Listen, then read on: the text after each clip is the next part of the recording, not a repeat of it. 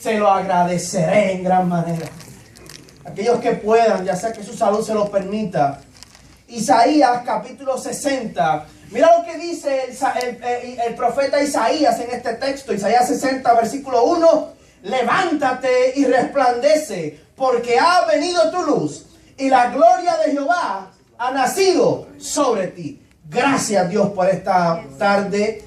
Gracias, Señor, por esta oportunidad que nos das de poder, Señor, predicar la palabra a una hermosa congregación. Gracias, Dios, por la oportunidad que me das de poder dirigirme a esta hermosa congregación y ser tu voz en este momento, Señor. Quita de mí todo, Dios, y que seas tú hablando a través de mí, Señor. Que quizás el conocimiento que yo pueda tener no sea el filtro para escuchar tu voz, sino, Señor, que sea tu voz hablando a mi corazón y que yo comience a hablar lo que tú quieres darle a esta casa. En tu nombre he orado, Señor. Aquellos que vienen en camino, tráelos con bien para que se puedan gozar en esta tarde. Amén, amén, amén. Pueden sentarse. Quiero darte unos datos históricos para que usted sepa dónde es que está ubicado este texto bíblico.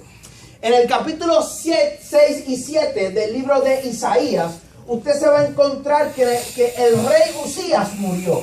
Y había un hombre que era el rey del pueblo de Dios. Y cuando él muere, entra su hijo Jonatán. Y luego de que ese hombre muere, entra su hijo Jotán. Y es ahí donde entonces está ubicado lo que sucede y la razón por la cual el pueblo está anhelando que la gloria de Dios descendiera. Yo te voy a comentar algo y yo le llamo esto los bochinches bíblicos. En el capítulo 7 del libro de Isaías, Dios le da la advertencia al rey, al líder del pueblo de Dios que se llamaba Acaz. Y Dios le dice, ten precaución con la gente que tú haces alianza. Porque hay momentos en nuestra vida que hacemos alianzas que parecen que son buenas, pero no son alianzas de parte de Dios. Amén. ¿No le ha pasado a usted que hay momentos en el cual usted se encuentra en un momento difícil, un momento de crisis, y la persona que está a su lado, uno dice, contra esta persona puede ser la correcta? Y de acuerdo a esa alianza, esa persona en vez de bendecirnos, lo que nos hace es que nos maldice. ¿Les ha pasado eso? Que se acercan personas en momentos de debilidad, en el cual uno dice, esto es de Dios. En el cual uno dice, Dios me trajo a esta persona. Pero a veces como estamos cegados y no escuchamos bien la voz de Dios, hacemos alianza con esa persona y esa persona no la trajo Dios, la trajo el mismo diablo sobre nuestra vida. Y en ese momento yo te voy a decir algo de lo que estaba aconteciendo. Dios le había dicho acá, ten precaución con quien tú estás haciendo alianza. Wow. Y la realidad del caso fue que Acaz hizo como nosotros a veces hacemos y yo he hecho. Cierro mis oídos a lo que Dios dice porque a veces yo entiendo que yo soy mucho más inteligente de lo que Dios me puede decir. Y Dios le dijo a Acaz, ten precaución con quien tú haces alianza. Pero Acaz se dejó llevar por su propio razonamiento y hizo alianza con lo que Dios le había dicho, ten precaución y no la hagas. Te voy a comentar lo que estaba pasando. Cuando el pueblo de Dios en ese momento, en el capítulo 7 del libro de Isaías, se encontraba muy vulnerable. Porque mira lo que sucede, te voy a dar el bochinche bíblico, está aquí. Muere el rey Usías. Se levanta fuertemente el imperio persa. ¿Y qué hace el pueblo de Dios? Como estaba vulnerable en su poder militar, en la milicia, comienza y va donde el imperio a pedir ayuda para que lo ayudaran, para cuando el imperio de Babilonia se levantara, ellos poder tener otro pueblo en el cual los pudiera ayudar. Pero Dios le dice, ten precaución con quien haces alianza. ¿Saben qué es lo que hizo acá? Hizo la alianza con el pueblo de los persas. ¿Y qué pasa? Que al pueblo persa darse cuenta que el pueblo de Dios estaba débil, ellos le hicieron una emboscada. ¿Qué fue lo que pasó? Que yo estaba vulnerable en mi relación con Dios. Yo estaba vulnerable, no tenía fuerzas en aquel tiempo, no tenía fuerza el pueblo de Dios. Dios le dice, ten precaución con quien vas a hacer una alianza. Se habían olvidado lo que Dios le había dicho, que yo soy tu proveedor, yo soy quien te sostiene, yo soy quien te da la mano, yo soy quien te cubro. Se habían olvidado de eso. Se habían olvidado. Dijeron, está bien.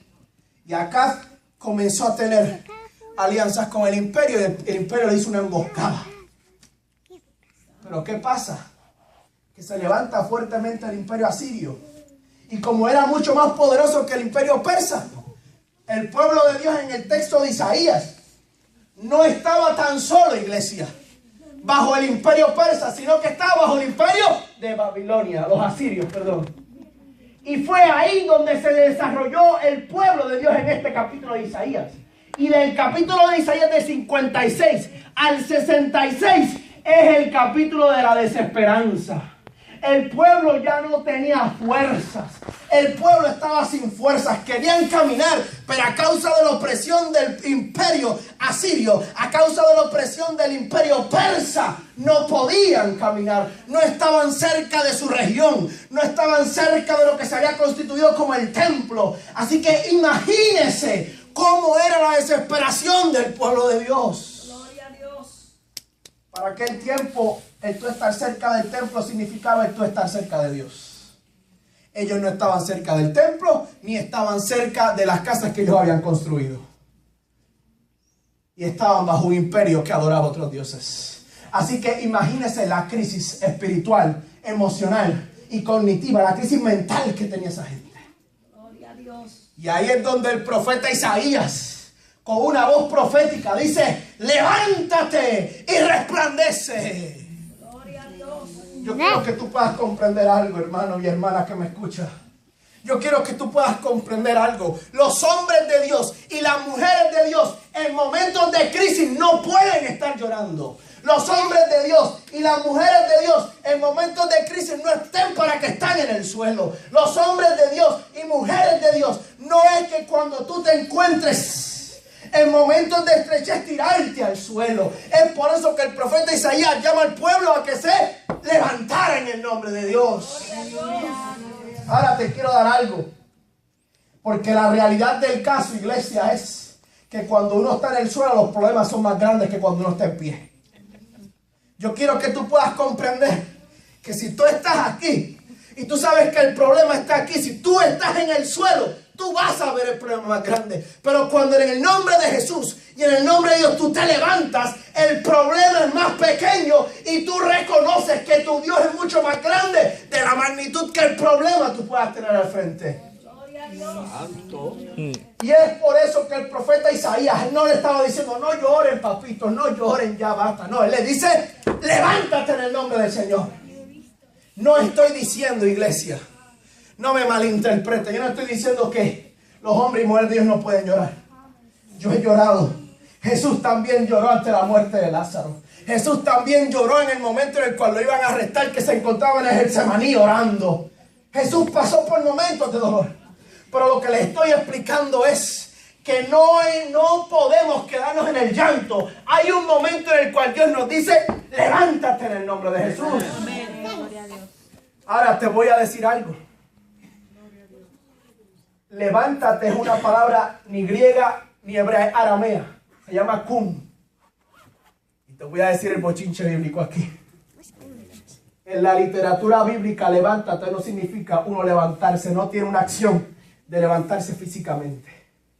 El levántate en la literatura bíblica significa: Señor, ven e interven en mi vida en este momento. Te voy a fundamentar lo que te estoy diciendo. En Números capítulo 10, versículo 35, cuando el pueblo de Dios se encontraba en guerra y Moisés veía que el pueblo de Dios estaba perdiendo, él decía: levántate, Señor. No es que Dios estaba acostado, no es que Dios estaba durmiendo, no es que Dios se había olvidado del pueblo. Es un llamado a que Dios interviniera en mi vida en este instante. Cuando el pueblo de Dios estaba en una guerra, hermano, hermana, Moisés llamaba a mandar a todos los sacerdotes en base al libro de Números capítulo 10 versículo 35. Y Moisés le dice: llamen a los sacerdotes, diles que vengan, diles que vengan. Y lo primero que los sacerdotes decían cuando iban a clamar al Padre era: levántate, oh Señor. Dios no está acostado en tu vida. Amén. El La exclamación de levántate del profeta Isaías lo que estaba diciendo era: Dios, ven e interviene en mi vida ahora, porque si tú no intervienes se va a caer todo lo que he podido construir. Yo no sé si usted ha tenido como yo momentos de clamor, de decirle: Dios, ven ahora, ya yo no puedo más seguir caminando. ¿Le ha pasado? A mí me pasa. A mí me pasa. Así que cuando el pueblo de Dios estaba en una guerra y no tenían fuerzas, y veías que el otro imperio que estaba guerreando con ellos estaba adquiriendo mayor fuerza y estaban aniquilando más a la gente del pueblo de Dios, Moisés decía: llamen a los sacerdotes, llamen a los hombres y mujeres de Dios, llamen a la gente que está siempre conectada a Dios, llamen a toda esa gente. Y lo primero que la gente decía era: levántate, Señor, en el nombre de Jesús. Y es por eso que hoy yo te digo que quizás tú te encuentres en el suelo, quizás tú te encuentres sin fuerza, pero hoy te invito a que hagas una exclamación y digas: Señor, levántate en mi vida. Levántate, Señor. No es que Dios está acostado. La expresión de levántate, lo que quiere decir en la literatura bíblica es: Señor, ven e interven en mi vida. Levántate, Señor. Levántate, Dios. Levántate.